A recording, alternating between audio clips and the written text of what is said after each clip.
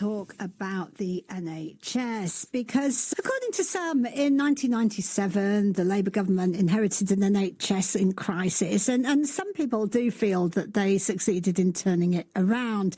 Of course, though, today there are loads of challenges for the NHS. We've got a weak economy, we've got underfunded public services, we've got a health system under severe strain, we've got an ageing population. So a new report, Fit for the Future, scoring the 10-year plan for the NHS, was launched in Parliament yesterday. Now, this report is a strategic analysis of the government's plan, highlighting from their perspective where they say this plan is falling short, and also talking about lessons that they want to be learned from previous reforms and some bold actions they would like to be taken to rebuild the NHS for the future. So Mark E. Thomas is the author of the report. He's the founder of the 99% organisation, a former business strategist and visiting professor at IE Business School. And he joins me on the phone now. Hello, Mark. Hello, Peg. So tell us a bit about this report. I know that it was the Leeds East MP, Richard Bergen, hosted the event last night. Tell us about this report and what it is you're saying that you want to happen. Well, as you said, the last Labour government did inherit an NHS in crisis, and they did a lot of things to turn it round. Some of them worked extremely well, and some of them were counterproductive. Luckily, the things they got right were the most important ones, and the things they got wrong were less important. So what were those things that you feel that they got right? Well, they got three big things right. First of all, they did fund the NHS in line with need. Secondly, they were able to contain that need because a lot of ill health is caused by people living in poverty. If you are living in poverty, you're more likely to be living in poor quality housing, you're less likely to be able to heat it well, you're less likely to be able to afford to eat healthily and to exercise healthily, and you're more likely to be living with a great deal of stress. That adds up to saying that you're much more likely to fall ill. And so a second thing that they did, which was very important, was that they reduced poverty. Poverty had been rising very sharply, and it fell under that government. And the third thing was that preventive health care was in good shape. So that's things like encouraging people where they can to eat healthily, not to drink too much or to smoke, that sort of thing.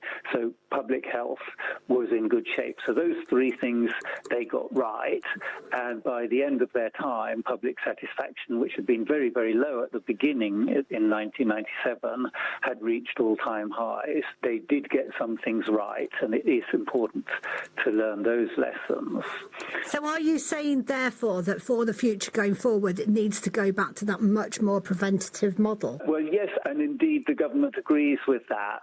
So they have come up with a plan which has three shifts, as they call them. One of them is a shift from hospital to the community. One of them is from analog to digital, and one of them is from treatment to prevention. And there's no doubt that that third one makes very, very good sense as long as you do it properly. But if you want to prevent things, you have to look at the big issues and you have to understand what's causing them. And so it was very disappointing that in the plan, when they're talking about prevention, there was no real analysis of mental health issues. And we've got a kind of epidemic of mental ill health in this country. And we really need to get to the bottom of it. They talked about it, but they didn't indicate any work to understand it either that they had done or that they were planning to do. And we still have a lot of people falling ill with COVID and 2 million people saying they're suffering from the after effects of COVID. They didn't mention COVID in the prevention section of the plan. So it's got some big gaps even in the prevention part. One of the people that's been involved in this and was on the panel last night is Dr. John Puntis, who's the co-chair of Keep Our NHS Public. There's been a lot of criticism of West Streeting and of this government of the fact that they are moving forward still with quite a bit of what you could call privatisation, putting bits of the NHS out to private hands for profit-making services. I mean, is part of your report touching on that? Do you say anything about that? Yes, absolutely. So I mentioned that the last Labour government got some things wrong, and those were some of the things that they got wrong, and unfortunately they are some of the things that this government is planning to copy. So, for example, there's private finance initiative. Now, the government can always borrow more cheaply than any private sector organisation. So, in general, the Treasury says we don't want private finance because it's more expensive. Why would you borrow more expensively if you can borrow more cheaply? But there's a kind of accounting trick when you've got fiscal rules that say, well, we don't want to borrow anymore.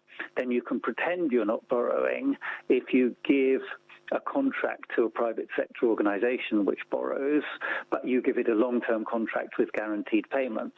So from a purely accounting point of view, that doesn't get counted as debt, even though what you're doing is locking in payments for many, many decades into the future. I can't remember this exact figure, but I remember previously interviewing Julian Hartley when he was the chief executive of Leeds Hospitals Trust. And I think at that point, it was something like a quarter of their payments were going on PFI payments.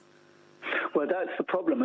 So it kind of looks okay for the first year or two because you've apparently got this new hospital and you haven't spent very much money on it. But what you have done is that you've promised to keep paying for the next 50 years for it. So it's a bit as if I can't afford a new sofa, but I decide I'm going to buy one, and I agree that I'm going to pay 15% interest per year on the price of the sofa. That's far more expensive than if I just bought it myself, and it would look good for the first 6 months until the payments start coming through, and then I'm left saddled with them for years and years and years. And that's what has happened in the past at PFI, and the National Audit Office looked at it and they said it hadn't been value for money, and this government says they've learned the lessons, and so they're saying they're not going to do it.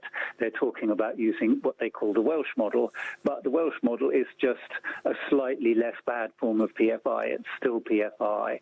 So that's one form of privatisation which is unhelpful. Let me ask you about targets, because you started off by saying they did some things well, they did some things badly. Where do you sit on the question of targets? Because lots of people say now the NHS runs to have systems and processes, which I myself have come up against with recent ill health, where things are done purely to meet and to satisfy targets, but actually divert people away from frontline provision of healthcare.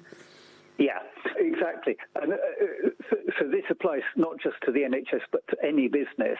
If you are not very, very careful with your target setting, and if you are also very aggressive in your performance management against those targets, you force people to hit targets whether it makes sense or not. You don't give them the discretion to do what they think is right.